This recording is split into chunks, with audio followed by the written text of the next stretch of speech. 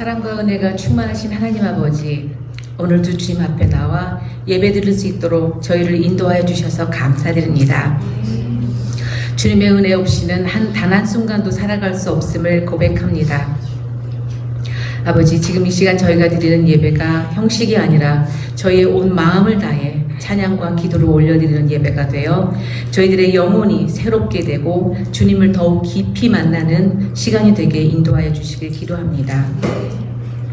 하나님 아버지, 3월 14일부터 16일까지 진행될 평신도 세미나를 위해서 주님께 기도드립니다.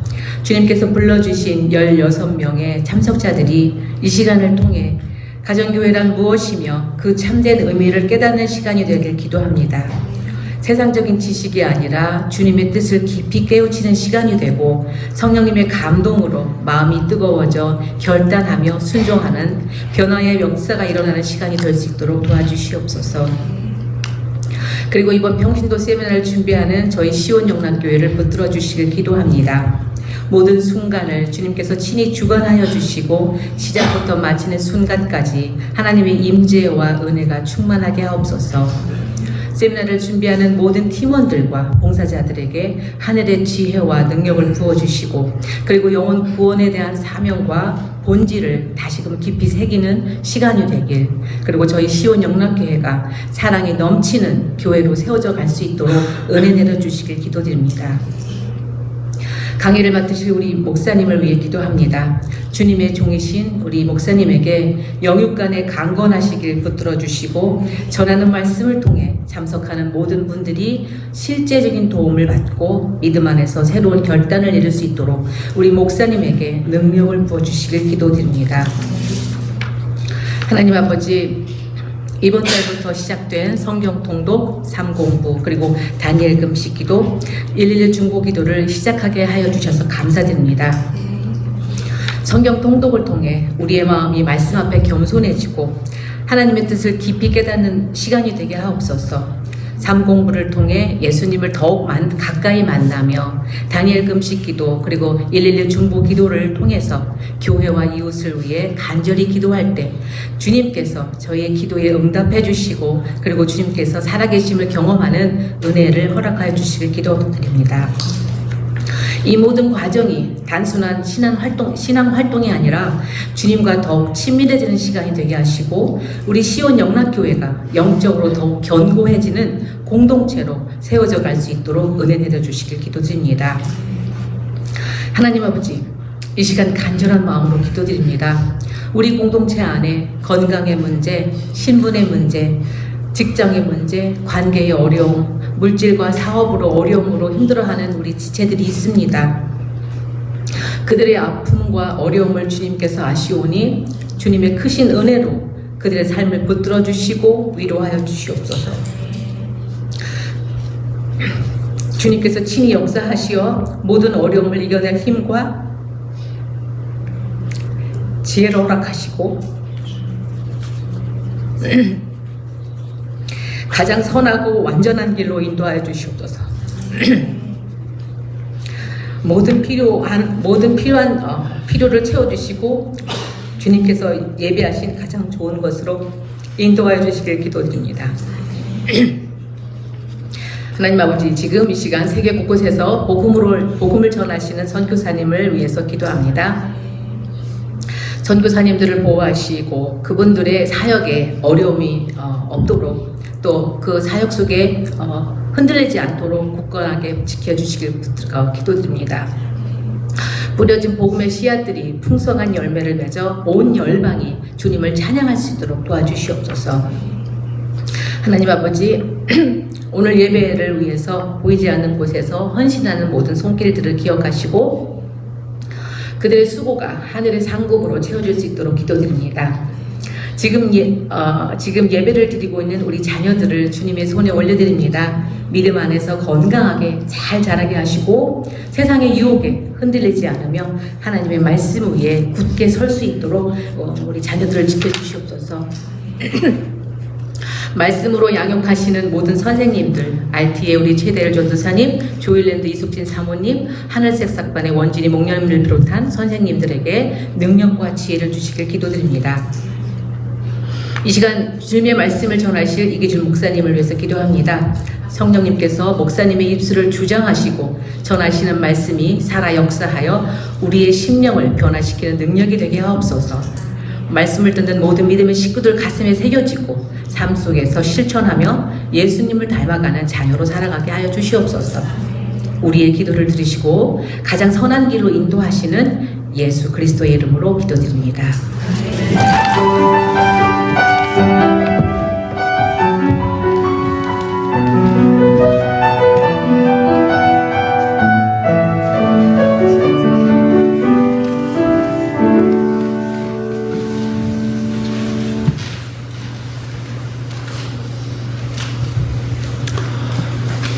오늘 하나님께서 우리에게 주시는 말씀 함께 읽도록 하겠습니다. 갈라디아서 5장 6절의 말씀입니다. 갈라디아서 5장 6절의 말씀, 우리 같은 목소리를 함께 읽도록 하겠습니다. 갈라디아서 5장 6절의 말씀입니다. 괄호까지 함께 읽습니다. 같이 읽지요. 시작.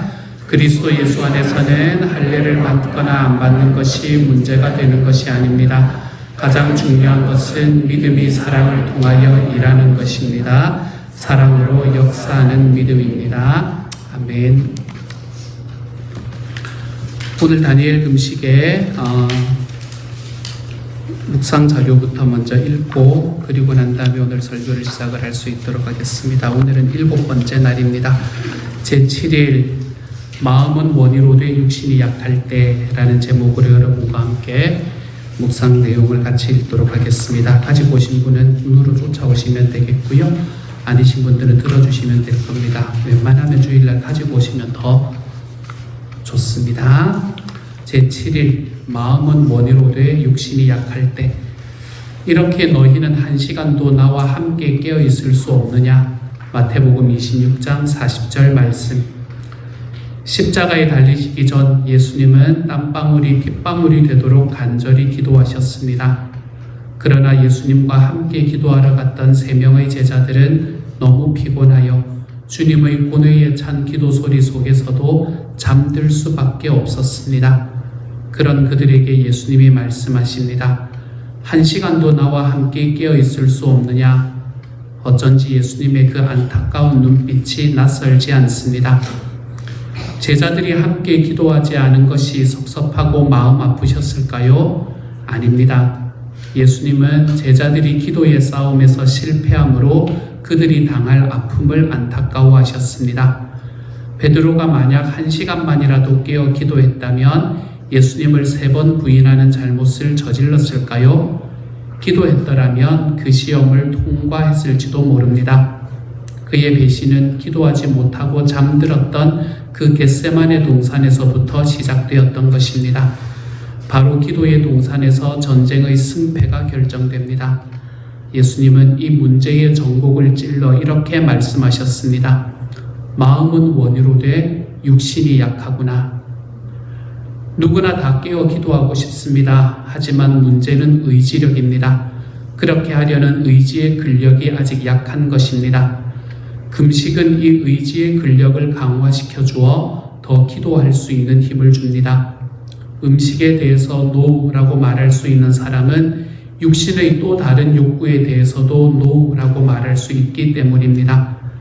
마치 고된 운동이 근섬유질을 잘게 쪼개어 근육을 튼튼하게 다시 세워주듯 금식도 우리의 자존심, 영적인 멍해와 결박, 중독 등을 잘게 쪼개므로 우리 의지의 근력을 키워줍니다.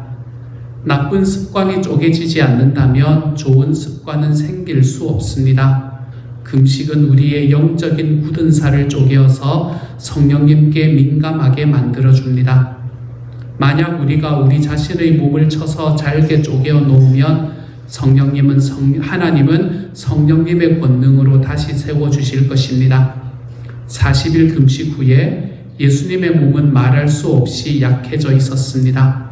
그러나 성경은 예수님이 성령의 권능을 가지고 갈릴리로 돌아가셨다라고 기록합니다. 사실 모든 기도의 응답은 결국 성령 충만을 받는 것입니다. 능력이 필요하십니까? 당신은 성령님으로 더 채워지셔야 합니다. 지혜가 필요하십니까? 당신은 성령님으로 그만큼 더 채워지셔야 합니다. 사랑, 기쁨, 평화, 인내, 친절, 선함, 신실, 온유, 그리고 절제가 필요하십니까? 성령님으로 채워지셔야 합니다. 성령님으로 충만해지기 위해서 우리는 먼저 우리 자신을 비워야 합니다. 우리 자신을 비운다는 것은 때로 우리의 위장을 비우는 것입니다.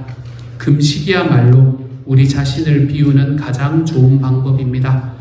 마음은 원이로 돼 육신이 약할 때 우리는 금식을 통해 우리의 주인이 육신이 아니라 주님이심을 다시 선포합니다. 마음이 육신의 비위를 맞추는 것이 아니라 육신이 마음의 비위를 맞추도록 해야 합니다. 이제 7일째입니다. 우리의 육신이 성령을 따라가도록 길들여져 가고 있습니다. 조금만 더 힘을 내십시오. 기억하기, 항상 물을 가지고 다니면서 마시십시오. 둘째, 너무 무리해서 일하지 마시고 쉬는 시간을 확보하십시오.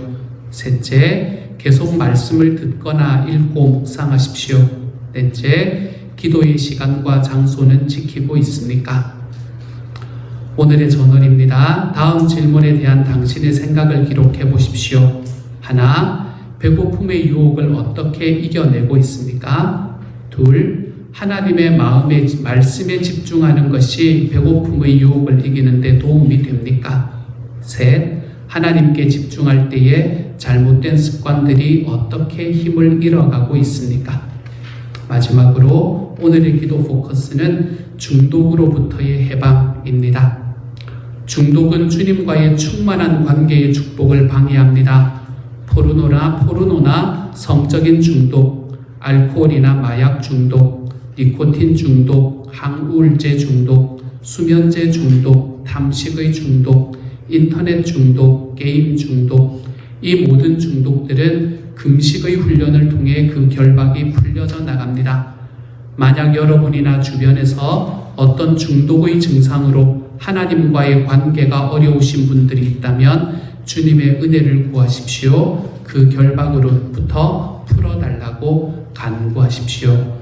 이게 오늘의 기도 포커스입니다. 이 시간 우리 하나님 앞에 같이 한번 기도하며 나갔으면 좋겠습니다. 우리 하나님, 제 삶에 중독이 있는 곳이 풀려날 수 있는 날이 될 수 있기를 소망합니다. 주님과의 충만한 관계의 축복을 방해하는 중독의 자리, 하나님 그 자리에서 풀려날 수 있기를 원합니다. 내가 생각하지 않으려고 해도 내 마음이 자꾸 그쪽으로 가는 것이 있다면, 내 삶에 좋은 영향을 미치지 못함에도 끊임없이 나를 그리로 인도하는 것이 있다면, 하나님 제가 거기서 자유로워질 수 있기를 원합니다. 이 단일 금식의 시간이 저를 중독으로부터 자유롭게 되는 하나님의 시간이 되기를 소망합니다. 우리 마음 담아서 이 시간 같이 한번 한 1분 정도만 짧게 기도하고 오늘의 메시지로 들어가겠습니다. 같이 기도합니다. 하나님, 중독에서 좀 자유로워지게 하여 주십시오. 주님, 하나님께서 제가 걸어가는 과정 속에서 하나님 어느 순간에 제가 인터넷에 유튜브에 하나님 참 많이 중독되어 있음을 느낍니다. 없으면 심심하고 없으면 불편합니다. 무언가 틀려져 있지 않으면 하나님 그냥 심심해지는 때가 이번에 제가 경험하는 시간입니다. 하나님께서 저를 돌보아 주셔서 하나님의 중독에서 좀 자유로워질 수 있도록 주님께서 도와주시고, 이제 7일째 내 주님과 함께 걸어가는 시간입니다. 이제 조금씩 몸무게가 빠지기 시작을 합니다. 하나님께서 저를 붙잡아 주셔서 하나님의 이 과정 속에서 내 주님 안에 성령으로 충만해질 수 있는 하나님 기도의 자리로 나아가서 내 삶에 있는 중독들이 하나님 앞에 해결될 수 있는 시간 되도록 아버지여 도와주옵소서. 모든 말씀 예수님 이름으로 기도합니다. 아멘. 아멘. 저는 여러분과 함께 교회 그리고 공동체에 관한 이야기를 오늘 5번째 함께 나누게 되는 것 같습니다. 앞으로 한 서너 번 정도 더 요거에 대한 주제로 함께 나누려고 합니다. 오늘 여러분과 함께 나눌 주제는 사실은 너무나 당연해 보이지만 실제로는 매우 드물게 일어나는 것처럼 보이는 명제를 여러분과 함께 이야기를 좀 해보고자 합니다. 너무 당연해 보이지만 실제로는 대단히 드물게 일어나는 것처럼 보이는 명제, 그게 오늘 말씀의 제목입니다. 믿음은 사랑을 통하여 일한다라는 이 사실입니다. 믿음은 사랑으로 표현된다라는 이 사실입니다. 하나님을 믿는 사람이 사랑이 많을 것이다 라는 것은 많은 사람들이 가지고 있는 보편적인 생각이고 기대입니다. 하지만 실상은 그 안에 들어가 보면 그 안에서 실망하는 일들이 너무나 많이 일어나는 것을 우리는 볼 수 있게 됩니다. 하나님을 믿는 사람인데 사람을 사랑하는 일에서는 믿지 않는 사람과 별반 차이가 없거나, 또는 하나님을 믿는 사람인데 때로는 더 심하게 그 안에 사랑이 없구나 하는 것을 느끼게 되는 경우를 우리는 주변에서 보게 됩니다. 주변에서만 봅니까? 주변에서만 보면 감사한 일입니다. 여러분 스스로에게 한번 질문해 보시기 바랍니다. 하나님을 믿는다고 하는 나 자신은 어떤가? 라는 이 질문이요. 오늘 우리가 자신에게 던져야 하는 질문은, 나는 하나님을 믿는 나는 이 하나님을 믿는 믿음 때문에 사람을 더 사랑하고 있는가? 라는 이 질문을 오늘 한번 던져보시기를 바랍니다. 우리의 믿음은 사랑으로 표현이 되고 있습니까? 우리가 하나님을 믿기 전과 후를 비교하면 내가 가지고 있는 믿음으로 인해 사람을 사랑하는 점에서 달라져 있다는 것이 분명합니까? 사랑은 우리의 믿음이 진짜 백이인가 아닌가에 대한 매우 중요한 지표가 되고 있다는 것을 기억해 보는 시간이 될 수 있기를 바랍니다. 갈라디아 교회는 사도 바울이 가르친 이신칭의, 다시 말하면 믿음으로 의롭게 된다라는 이 복음을 가지고 있는 교회였는데, 사도 바울이 떠나 있는 동안에 거짓 복음의 공격을 지금 받고 있는 상황이었습니다. 당시에 거짓 교사들이 있었는데 이 거짓 교사들이 하는 이야기는 뭐였나 하면, 구원이라는 것은 믿음으로만 오는 것이 아니다, 이것을 이야기하는 것이 거짓 교사들의 이야기였습니다. 구원은 믿음으로만 되는 것이 아니라 율법을 지키는 것과 함께 있어야 된다, 이렇게 말하는 게 그때 거짓 교사들의 말이었어요. 특별히 율법을 지킨다라는 것의 가장 중심에 뭐가 있었나 하면, 반드시 구원을 받기 위해서는 믿음도 필요하지만 할례도 받아야 된다라고 이야기하는 이 이야기가 그들의 거짓 복음의 중심에 있었습니다. 그래서 사도 바울은 이들과 싸우면서 오직 믿음으로 구원을 받습니다 라는 이 참된 복음의 교리를 확립해야 될 필요를 가지고 갈라디아서를 씁니다. 그래서 갈라디아서를 우리는 뭐라고 표현하나 하면 작은 로마서다 라고 이야기할 만큼 우리는 여기에서 믿음으로 구원을 얻습니다 라는 이야기를 강조하고 있는 사도 바울을 보게 됩니다. 여기에서 가장 문제의 중심 이슈가 있었는데 그게 바로 할례라는 것이었습니다. 할례를 받아야 구원을 얻는가, 아니면 믿기만 하면 할례를 받지 않아도 구원을 얻을 수 있는가, 이것이 사실은 가장 중심적인 이유였지요. 이것이 바울과 거짓 교사들의 가장 큰 차이점이기도 했습니다. 그런데 이것에 대해서 지금 논박하고 있는 사도 바울은 오늘 본문의 편지의 마지막 부분에서 좀 충격적으로 드릴 수 있는 이야기를 우리에게 전해줍니다. 오늘의 말씀을 함께 다시 한번 읽어보도록 합니다. 갈라디아서 5장 6절의 말씀입니다. 같이 읽습니다. 시작. 그리스도 예수 안에서는 할례를 받거나 안 받는 것이 문제가 되는 것이 아닙니다. 가장 중요한 것은 믿음이 사랑을 통하여 일하는 것입니다. 사랑으로 역사하는 믿음입니다. 할례를 받느냐 안 받느냐는 것이 너무나 중요한 상황 속에서 지금 사도 바울은 할례를 받거나 안 받는 것이 문제가 되는 게 아닙니다, 이렇게 말하고 있습니다. 왜냐하면 그 할례를 받음으로써 특별히 얻을 수 있는 것이 있는 것도 아니고, 할례를 받지 않는다고 해서 잃어버릴 것들이 있는 것도 아니기 때문에 그렇습니다. 그런데 이게 중요하지 않다라고 이야기하는 데는 조건이 하나 붙습니다. 그게 뭔가 하면 그리스도 예수 안에서는 그렇다. 이렇게 이야기를 하는 거예요. 그리스도 예수 안에서는 할례, 무할례 이런 게 하나도 중요하지 않는다는 겁니다. 이 말은 그리스도 예수를 믿는다면, 그분을 통해 주어진 은혜를 알고 그 은혜를 받았다면 할례 논쟁, 할례의 유무 이런 것들은 불필요한 거라는 겁니다. 거기는 목숨 걸 일이 하나도 아니다. 이렇게 우리에게 말하고 있는 거죠. 오히려 오늘의 말씀 후반부는 뭐라고 말하나 하면, 여기서 중요한 것은 그리스도 예수를 믿는 믿음이 사랑으로 표현되느냐, 이것이 중요하다. 이렇게 말합니다. 예수 그리스도 안에서는 우리가 할례를 받았냐 안 받았냐, 율법이 거기 구원에 필요하냐 아니냐, 이게 중요한 게 아니라 우리가 믿는 믿음이 사랑으로 표현되고 있느냐 없느냐, 이게 중요하다. 이렇게 말하고 있습니다. 다시 말하면 믿음은 교리적 논쟁이 아니라 사랑으로 표현되어야 한다라는 걸 이야기하고 있는 겁니다. 예수를 믿는 사람들은 많습니다. 우리 주변 또는 매스컴을 통해서 바라보는 사람들을 보면 그 믿음이 대단해 보이는 사람들도 꽤 많습니다. 하지만 바울은 고린도전서에서 우리에게 이렇게 말합니다. 13장 2절입니다. 함께 읽지요. 시작. 내가 예언하는 능력을 가지고 있을지라도, 또 모든 비밀과 모든 지식을 가지고 있을지라도, 또 산을 옮길 만한 모든 믿음을 가지고 있을지라도 사랑이 없으면 아무것도 아닙니다. 아멘. 믿음은 예언하는 능력, 영적인 지식 혹은 산을 옮기는 것과 같은 능력으로 입증되는 것이 아니라는 말입니다. 믿음은 오직 사랑으로만 증명된다 라고 사도 바울은 이야기하고 있습니다. 다시 바꾸어서 말하면 사랑이 없는 믿음은 믿음이 아니다 라고 이야기하는 것과 똑같은 말입니다. 믿음이라는 건 여러분 눈에 보이지 않는 것들입니다. 그래서 우리는 믿음을 증명하기가 어렵습니다. 믿음이 있다라는 걸 여러분 어떻게 증명하시겠습니까?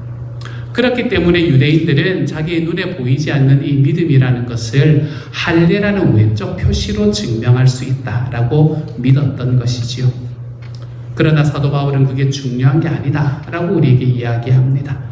우리에게도 그리스도를 향한 자신의 믿음을 증명하는 표시들이 이 유대인들에게 할례인 것처럼 우리들에게도 그런 표시들이 있을지 모릅니다. 여러분 어떤 것들이 여러분의 믿음을 증명하는 표시라고 생각하십니까? 성경에 대한 해박한 지식 어떻습니까? 이런 것은 우리의 믿음을 증명하는 표식이 될 수가 있겠습니까? 교회의 직분 이것은 어떻습니까? 이것은 우리의 믿음을 증명할 수 있는 표식이 될 수 있는 겁니까? 교회에서 힘써서 대단히 큰 봉사를 하는 것 이건 어떻습니까? 그것은 우리의 믿음이 크다는 증거가 될 수 있는 겁니까? 조금 작게 이야기해 보면 주일날 교회당에 가서 예배를 드리는 것 또는 밥 먹기 전에 기도하는 것 등등, 여러분 이런 것들은 우리 믿음의 증거가 될 수 있는 겁니까? 이런 것들을 함으로 인해서 내가 믿음을 보여주고 있다라고 이야기할 수 있는 겁니까? 그럴 수가 없습니다. 왜냐하면 사도 바울은 오늘의 말씀에서 너무나 분명하게 믿음은 사랑으로 표현되고 믿음은 사랑으로 입증되는 것이다 이렇게 말하고 있기 때문에 그렇습니다. 믿음은 보이지 않습니다. 하지만 사랑은 보이지요.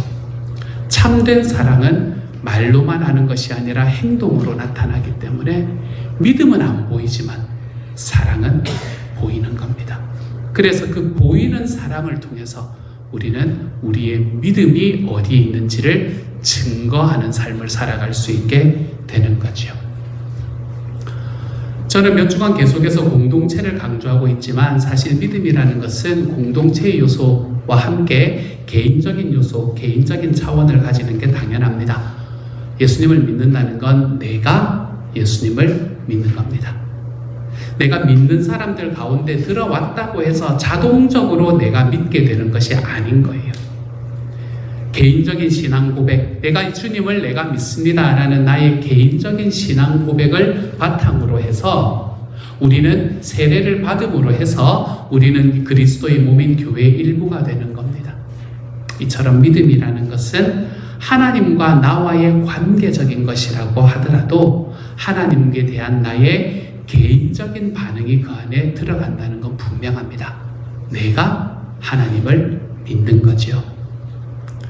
그렇지만 사랑이라는 것은 본질적으로 공동체적입니다. 사도 바울이 오늘의 말씀에서 사랑으로 역사하는 믿음이라고 했을 때 이것은 하나님과의 관계를 이야기하는 게 아닙니다. 여기에서는 분명히 형제들을 향한 사랑을 가리키고 있는 겁니다. 믿음이 있다라고 하면서 차가운 태도로 논쟁을 일삼고 형제들을 판단하기만 한다면 우리는 그 믿음은 참된 믿음이라고 말할 수가 없을 겁니다. 저는 지금 진리가 중요하지 않다라고 말하려는 게 아닙니다. 때로는 복음의 진리를 위해서 싸워야 할 때가 분명히 있습니다. 그렇지만 이 싸움의 현장에서조차 그리스도인은 사랑의 사람이 되어야 함을 기억하고 살아가는 사람이 되는 겁니다. 여기에 대한 야고보 사도의 말씀을 한번 들어보십시오. 야고보서 2장 17절 18절입니다. 함께 읽습니다. 시작. 이와 같이 믿음의 행함이 따르지 않으면 그 자체만으로는 죽은 것입니다.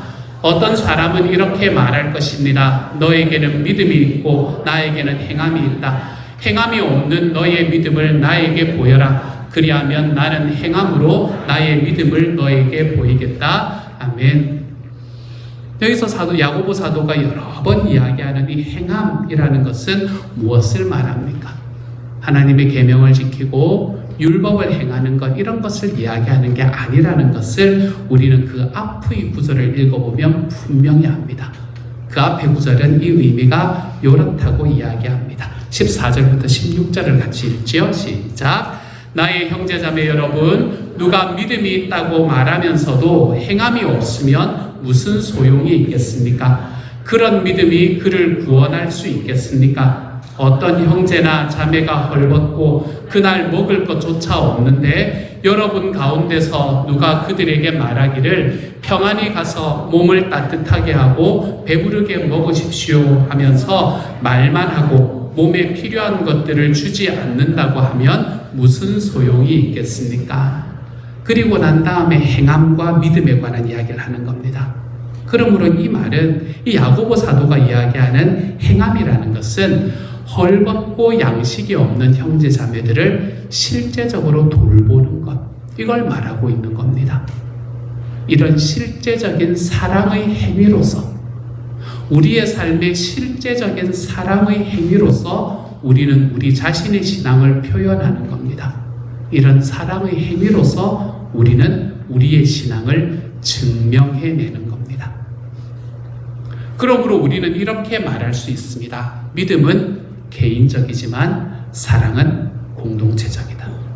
믿음은 내가 하나님 앞에 개인적으로 고백하는 것이 분명히 포함되지만 사랑은 그 출발 전부터 공동체적이다. 생각해보면 사실 사랑할 대상이 없는 사랑, 이런 건 이미 사랑이 아니지 않습니까? 그렇죠? 사랑할 대상이 없는 사랑, 이런 사랑이 어디 있다는 말입니까? 믿음은 사랑으로 표현되고 입증됩니다. 우리는 우리의 믿음을 다른 무언가로 증명하는 게 아니라 우리가 얼마나 사랑하는가라는 것을 통해서 증명하는 겁니다. 그래서 믿음은 사랑으로 표현되고 입증된다라는 이 명제는 그러면 과연 성경 전체의 일관된 가르침인 겁니까? 먼저 요한일서 4장의 말씀 우리 같이 한번 보도록 하겠습니다. 요한일서 4장입니다. 같이 읽습니다. 시작. 누가 하나님을 사랑한다고 하면서 자기 형제 자매를 미워하면 그는 거짓말쟁이입니다. 보이는 자기 형제 자매를 사랑하지 않는 사람이 보이지 않는 하나님을 사랑할 수 없습니다. 하나님을 사랑하는 사람은 자기 형제 자매도 사랑해야 합니다. 우리는 이 계명을 주님에게서 받았습니다. 아멘. 사도 요한이 이 편지를 쓴 것은 신약 교회 때 이 편지를 쓴 겁니다. 신약 교회가 시작이 되고 난 다음에 그 교회 안에서 사도 요한은 형제를 사랑하는 것은 믿는 성도들의 본능이다. 이렇게 가르치고 있습니다. 보이지 않으시는 하나님을 사랑하는 것은 보이는 형제를 사랑함으로 인해서 증거된다는 겁니다. 보이는 형제도 사랑하지 못하면서 어떻게 보이지 않는 하나님을 사랑한다고 말할 수 있다는 거냐, 이렇게 우리에게 말합니다. 여기에서 주의해야 할 점은 사도 요한의 말씀은 그러니까 너희는 형제를 사랑해야 한다라고 지금 명령하고 있는 게 아니라는 사실입니다.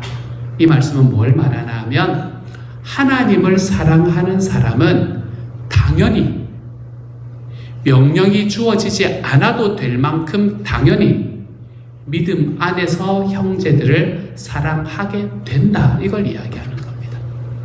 하나님을 사랑하는 사람은 너무나 당연하게 믿음 안의 형제들은 사랑하게 되는 거다.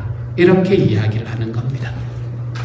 신약교회가 이렇게 말했다면 주님은 그러면 이 주제에 대해서 어떻게 가르치셨을까요? 요한복음 13장에 나오는 예수님의 가르침입니다. 함께 읽습니다. 시작. 이제 나는 너희에게 새 계명을 준다. 서로 사랑하여라. 내가 너희를 사랑한 것 같이 너희도 서로 사랑하여라. 너희가 서로 사랑하면 모든 사람이 그것으로서 너희가 내 제자인 줄을 알게 될 것이다. 아멘. 여기서 형제를 사랑한다라는 것은 새 계명이라고 표현되는 명령형으로 주어집니다. 형제를 사랑하면 세상은 이들이 주님의 제자라고 인정할 것이다 라고 이야기하네요. 제자란 어떤 사람인가? 주님을 믿고 따르는 사람들, 그리고 그것을 보여주고 전수하는 사람들입니다. 내가 하나님의 제자다라는 사실은, 그것을 증명하는 방법은 서로 사랑할 때 가능하다. 이렇게 말합니다. 뭔가 특별한 일을 하거나 뭔가 내가 위대한 일을 행해서가 아니라 내가 제자라는 증명은 서로 사랑할 때 가능하다라고 오늘의 말씀은 이야기하네요. 그리고 교회는 바로 이 형제 자매 간의 사랑이 경험되는 현장이 바로 교회다라고 이야기를 합니다. 신약교회는 그랬고 예수님도 동일하게 이야기를 하셨다면, 그러면 구약 성경은 어떻게 가르치고 있습니까? 한 율법사가 예수님께 물었습니다. 이렇게요. 선생님, 율법 중에서 어느 계명이 가장 큽니까? 이 질문에 주님께서는 이렇게 대답하십니다. 함께 읽습니다. 시작.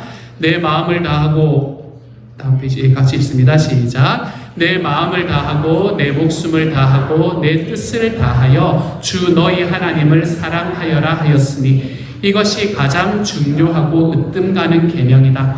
둘째 계명도 이것과 같은데 내 이웃을 내 몸과 같이 사랑하여라 한 것이다. 이 두 계명에 온 율법과 예언서의 본 뜻이 달려있다 라고 대답하십니다. 지금 주님의 말씀은 구약 성경이 하나님을 사랑하고 또 이웃을 사랑하라고 가르친다 라고 제자들에게 이야기하고 있는 겁니다. 이처럼 하나님을 사랑하는 것과 이웃을 사랑하는 것은 절대로 구별되는 것이 아닙니다. 절대로 분리되는 일이 아닙니다. 하나님을 사랑하는 사람은 이웃을 사랑합니다. 하나님을 사랑하는 사람은 왜 이웃을 사랑하나 하면, 하나님을 사랑하는 사람은 하나님께서 나의 인생을 책임지실 줄을 알기에 더 이상 내가 나를 위해서 살지 않아도 괜찮다는 것을 압니다. 그렇기 때문에 내 이웃을 사랑할 수 있는 마음이 또 힘이 생겨나게 되는 겁니다. 만약에 하나님께서 자기 인생을 책임지신다는 사실을 알지 못하고 인생은 자기 하기 나름이라고 생각하며 하나님을 신뢰하지 않는 사람은 그 사람의 삶에 아무리 믿음이 있는 것처럼 보일지라도 절대로 이웃을 사랑하는 자리로 가지는 못합니다. 온 율법과 예언서에 본 뜻이 달려있다라는 말은 이 율법과 예언서라는 말로 인해 구약 성경 전체가 바로 이 두 계명에 달려있다는 말씀입니다. 그러므로 이 말씀이 구약 성경 전체에 대한 주님의 이해고 가르침이었습니다. 정리해 볼게요. 형제 사랑은 당연한 성도의 본능입니다.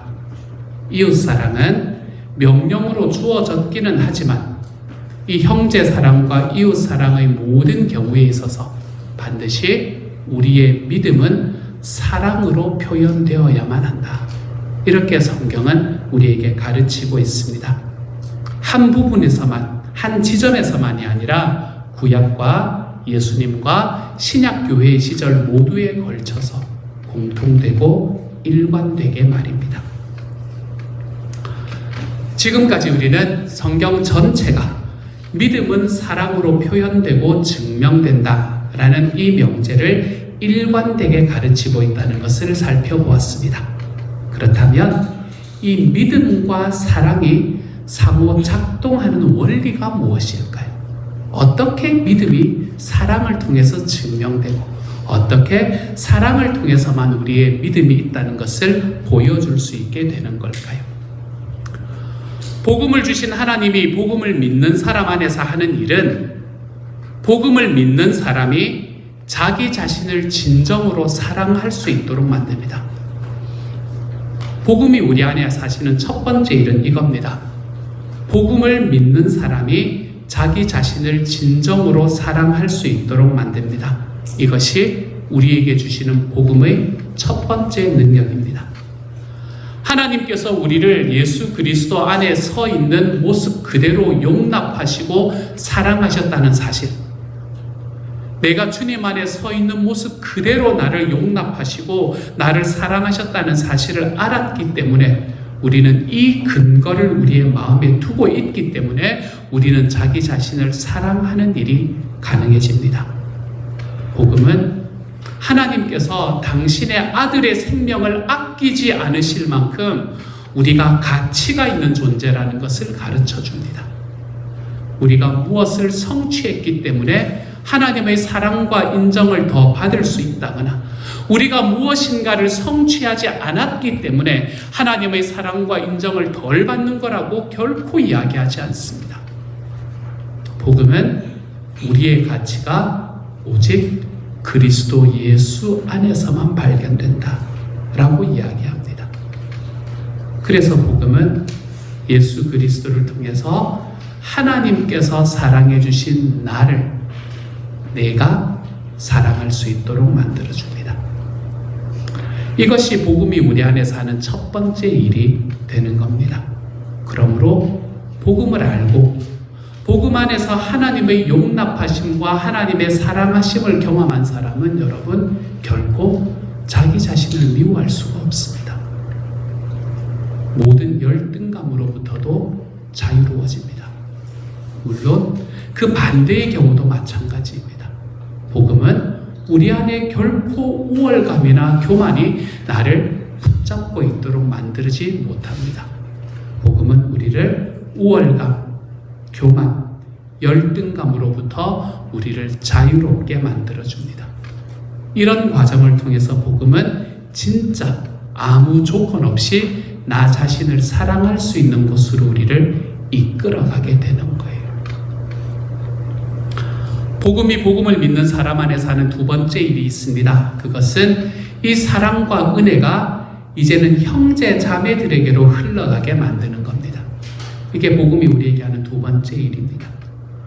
하나님의 관점으로 자기를 사랑하고 하나님의 관점으로 자기를 용납하는 사람은 즉 예수 그리스도를 통해서 자기를 바라보고 예수 그리스도를 통해서 자신을 사랑하기 시작한 사람은 비로소 하나님의 관점으로 그리고 예수 그리스도를 통해서 하나님이 사랑하신 다른 형제 자매들을 바라볼 수 있게 됩니다. 그리고 하나님께서 자신을 사랑하신 그 조건 없는 사랑이 경험되었기 때문에 자기도 형제를 용납하고 사랑해 볼 수 있게 되는 겁니다. 사랑을 받아본 사람이 사랑할 수 있지 않습니까? 그렇죠? 은혜도 받아본 사람이 은혜를 나누어 줄 수 있지 않습니까? 이 점에서 그리스도인이야말로 진정으로 누군가를 사랑할 수 있는 존재가 될 수밖에 없습니다. 사랑받은 존재니까, 은혜를 받은 존재니까요. 이것이 지난주에 제가 설명드렸던 예수 그리스도 안에서 하는 영적인 사랑이라는 게 바로 이 의미가 되는 겁니다. 때로 사람은 공동체, 교회 공동체 안에서 서로에게 베풀어지는 이 보이는 영적인 사랑을 통해서 보이지 않는 하나님의 사랑을 경험하는 자리에 이르기도 하는 겁니다. 하나님이 나를 어떻게 사랑하시나? 주님이 나를 사랑하셨기 때문에 내가 누군가를 사랑하는 자리로 걸어가는 것도 자연스럽지만 누군가가 나를 깊이 사랑하는 그 사랑을 통해서 하나님도 나를 이렇게 사랑하시는구나 하는 것을 볼 수 있는 자리로 이르기도 한다는 것이죠. 그리고 세 번째로 형제 사랑은 나아가서 이웃을 사랑하되 자기 자신을 사랑하는 것처럼 사랑하도록 만듭니다. 형제를 사랑할 뿐만 아니라 이웃을 사랑하는 거예요. 이런 사랑은 오직 복음을 믿음으로서만 가능해집니다. 왜냐하면 하나님께서는 그리스도 안에서 우리에게 모든 것을 이루어 주셨기 때문입니다. 그리고 그리스도 안에서 우리에게 모든 것을 이루어 주실 것이기 때문입니다. 하나님이 나에게 모든 것을 이루어 주셨고 하나님이 나에게 모든 것을 이루어 주실 것이다 라는 이런 신뢰가 없다면 그 누구도 이웃을 자신을 사랑하는 것처럼 사랑할 수는 없습니다. 하나님께 대한 이런 신뢰와 믿음으로부터 하나님께서 나 자신을 위해서 해주실 것에 대한 기대가 있기 때문에 기쁨이 있기 때문에 주님이 나를 향해서 만드시는 그 삶으로 인한 자신감이 우리들에게서 흘러나오게 되는데 이렇게 흘러나오는 기대와 기쁨과 하나님에 대한 자신감 이것들이 이웃을 향한 사심 없는 사랑으로 표현되게 되는 겁니다. 복음을 믿을 때 우리는 그 복음을 믿는 믿음 예수님께서 나를 위해서 어떻게 행해 주셨는가라는 이것을 믿는 믿음을 통해서 사람을 사랑할 수 있게 된다는 이야기입니다. 바로 이 이야기가 오늘의 본문이 우리에게 말하는 사랑으로 역사하는 믿음이다 라는 겁니다. 믿음은 사랑으로 표현됩니다. 사랑은 믿음을 증명하는 도구가 되는 거죠. 그러므로 여기에서 관건이 있는데 그게 바로 복음입니다. 여러분이 교회 안에 머물고 있을지라도 만약에 복음을 이해하지 못한다면 예수님을 이해하지 못한다면 복음을 깨닫고 복음의 언어로 복음의 세계관으로 생각할 수 없다면 우리가 믿는다고 하는 그 믿음은 결코 영적인 사랑으로 표현되지는 못할 겁니다. 다만 인간적인 사랑의 요소는 많이 있을 수 있습니다. 우리가 노력하면 그런 모습을 갖추어 갈 수도 있습니다. 그렇지만 그런 인간적인 사랑, 이것은 교회를 세우지는 못합니다. 오히려 때로는 교회를 허무는 결과를 가져올 때도 있습니다. 왜냐하면 인간적인 사랑은 사람들의 마음을 그리스도께로 향하려고 하는 것이 아니라 그 사랑을 주는 자기 자신에게로 마음을 쏠리게 만드는 길로 걸어가려 하기 때문에 그렇습니다. 그래서 때로는 인간적인 사랑을 통해 교회가 망가지는 것을 우리가 볼 때도 있는 겁니다. 이런 인간적인 사랑을 드러내는 믿음은 그것이 아무리 훌륭해 보일지라도 언제나 정반대의 방향, 즉 자기 의로 귀결될 수밖에 없습니다. 그래서 우리는 복음이 필요하고 그래서 우리는 복음을 바르게 알고 깨닫고 또 이 복음을 경험하게 되는 것이 절실하게 필요한 것이지요. 바울 사도는 사랑장인 고린도전서 13장을 이렇게 끝맺고 있는 것을 우리는 봅니다. 고린도전서 13장 13절입니다. 함께 읽지요. 시작. 그러므로 믿음, 소망, 사랑 이 세 가지는 항상 있을 것인데 그 가운데서 으뜸은 사랑입니다. 이 말씀은 결코 믿음이나 소망이 비본질적이거나 중요하지 않다는 것을 이야기하는 게 아닙니다. 이것은 아무리 대단해 보이는 믿음이 있다고 하더라도 사랑이 없다면, 사랑으로 표현되지 않는다면, 사랑으로 증명되지 않는다면 그 믿음은 아무것도 아니다라는 말을 반복해서 하고 있는 겁니다. 아무리 대단해 보이는 믿음도 사랑으로 표현되고 증명되지 않으면 그 믿음은 아무것도 아닙니다. 사랑장이라고 불리는 고린도전서 13장은 은사장이라고 불리는 12장에 바로 이어서 나오는 말씀입니다. 거기에서 사도 바울은 은사에 대한 말을 하고 있었습니다. 그리고는 그 은사에 대한 마지막 결론의 말씀에서 우리에게 이렇게 말합니다. 고린도전서 12장 31절의 말씀입니다. 함께 읽습니다. 시작. 그러나 여러분은 더 큰 은사를 열심히 구하십시오. 이제 내가 가장 좋은 길을 여러분에게 보여드리겠습니다. 그리고는 사랑에 대해서 말하기 시작합니다.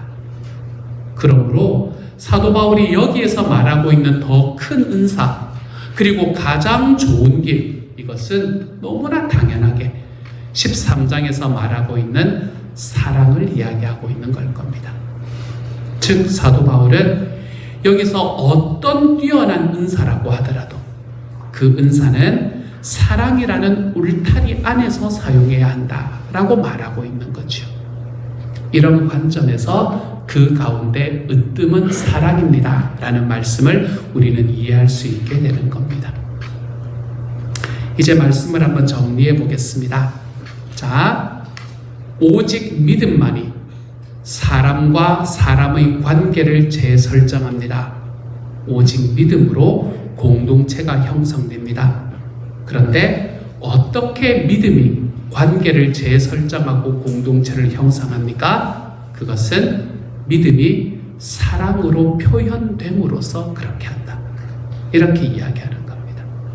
믿음이 사람과 사람의 관계를 재설정하고 믿음이 공동체를 형성하는데 어떻게 이것이 가능하냐 하면 믿음이 사랑으로 표현됨으로 인해서 우리는 믿음이 공동체를 세우는 것을 경험할 수 있게 된다는 겁니다. 실제적으로 한번 적용해 봅시다. 우리는 공동체 안에서도 사람을 평가하고 판단하고 심지어는 정죄하려는 유혹에 빠질 때가 얼마나 많은지 모릅니다. 우리는 때로는 공동체 안에서 사람에 대한 관심이 없는 나 자신을 발견하기도 합니다. 이때 우리는 이렇게 말할 때가 많습니다. 나는 믿음은 있지만 사랑은 부족한 것 같아 라고요. 그러면서 스스로를 위로하기도 합니다. 하지만 여러분 정말 솔직하게 오늘의 말씀에 의하면 사실은 그렇지 않습니다. 나는 믿음은 있지만 사랑은 부족한 것 같아 라는 말은 오늘의 말씀에 의하면 성경적으로 모순입니다. 믿음이 있지만 사랑이 부족한 것이 아닙니다. 믿음이 없기 때문에 사랑하지 않는 겁니다. 믿음이 없기 때문에 사람에 대한 관심이 없는 겁니다. 믿음은 사람에 대한 관심과 사람에 대한 사랑을 우리 안에서 만들어냅니다. 더구나 그 사람이 그리스도의 몸인 교회 안의 형제 자매일 때야 말할 것도 없습니다. 그러므로 어떻게 우리가 더 사랑할 수 있습니까? 복음을 믿음으로써 우리는 사람을 사랑할 수 있게 됩니다. 사랑하겠다는 결심이 필요한 게 아닙니다.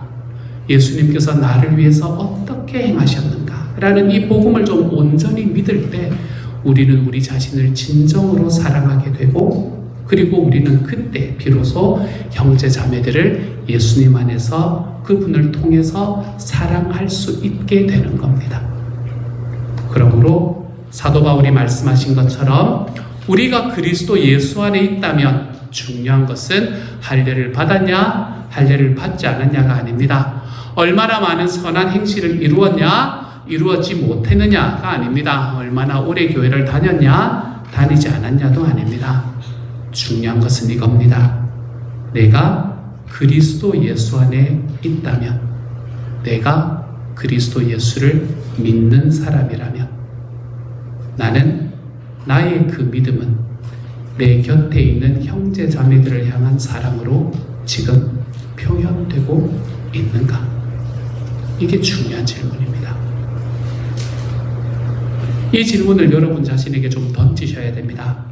이렇게 복음은 믿음을 통하여 관계를 회복하고, 복음은 믿음을 통하여 관계를 재설정하고, 그리고 복음은 사랑으로 표현되는 믿음을 통하여 그리스도의 몸인 공동체를 세워가게 되는 겁니다.